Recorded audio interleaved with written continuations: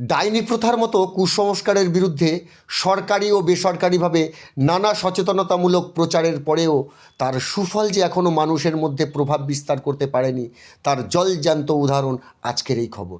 কিছুদিন আগে আপনাদেরকে একটা খবর দেখিয়েছিলাম, পূর্ব বর্ধমানের মেমারির গৌরীপুর গ্রামে ডাইনি অপবাদ দিয়ে এক বৃদ্ধাকে নৃশংসভাবে খুন করা হয়েছিল। আলোড়ন সৃষ্টি হয়েছিল সেই সময়। এই ঘটনায় জড়িত থাকার অপরাধে 4 জনকে গ্রেপ্তার করেছিল পুলিশ।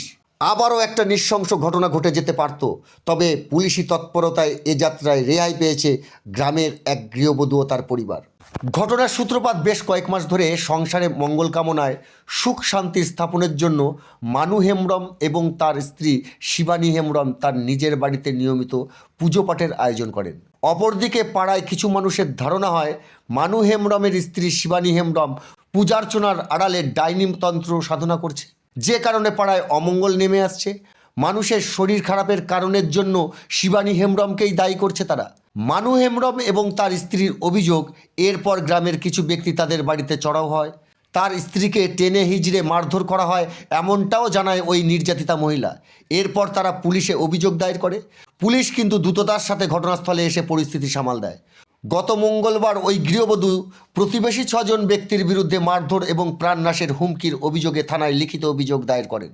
অভিযোগ পেয়ে মেমারি থানার পুলিশ ঘটনাস্থলে পৌঁছয় 6 জনকে গ্রেপ্তার করে।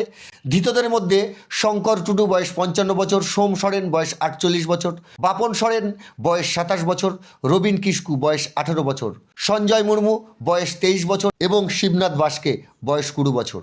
এদের বিরুদ্ধে পুলিশ নির্দিষ্ট ধারায় মামলা রুজু করে বর্ধমান আদালতে পেশ করে। আজও ওই গৃহবধূর পাড়ায় গিয়ে দেখা যায় থমথমে রয়েছে পরিবেশ। নিরাপত্তার কারণে ওই গৃহবধূর বাড়ির সামনে 24 ঘন্টার জন্য মোতায়েন রয়েছে মেমারি থানার পুলিশ। সাংবাদিকদের মুখোমুখি হয়ে ওই নির্যাতিতা গৃহবধূ তার শালেন, চলুন আমরা বিস্তারিত জানব। মেমারি থানা একটা আপনাদের গ্রামেই একটা খবর পাওয়া যাচ্ছে যে ডাইনি অপবাদ দেওয়া হয়েছে আপনাকে। এই ব্যাপারে আপনি যদি বলেন যে কারা দিয়েছে বা কি ব্যাপার, যদি একটু। কারা দিয়েছে? পাড়ার লোক, প্রতিবেশীরা, এই সংসারীরা। এরা 11 তারিখে আমাকে মারধর করতে এসেছিল। টেনে হিচড়ে ঠেলে ঠুলে বাইরে নিয়ে যাচ্ছিল ডান অপবাদ দিয়ে, যে বলছে ওই পাড়ায় থেকে এসেছো, এই পাড়ায় এসেছো, একে খাচ্ছ তাকে খাচ্ছ, একে ডান বলছো একে তাকে ডান বলছো, এরকম করে আমাকে একে খাচ্ছ তাকে খাচ্ছ, এই করে ঠেলাঠেলি করে মানে আপনার উপরে শারীরিকভাবেও অত্যাচার করা হয় ঘর থেকে 11 তারিখে। যে তারপরে কি আপনারা পুলিশ প্রশাসনকে জানিয়েছিলেন? প্রশাসনকে জানিয়েছি। এসেছিলেন? হ্যাঁ, এসেছিলেন। তারপরে কি হলো? পুলিশ প্রশাসন এসে আমাদের ঘরে আর কি একটা থানাতে গিয়ে একটা ডায়েরি করলাম। হ্যাঁ, অভিযোগ করলাম। এইসব স্টেপ পুলিশ প্রশাসনও স্টেপ নিল। কাউকে গ্রেপ্তার বা আটক করেছে? এই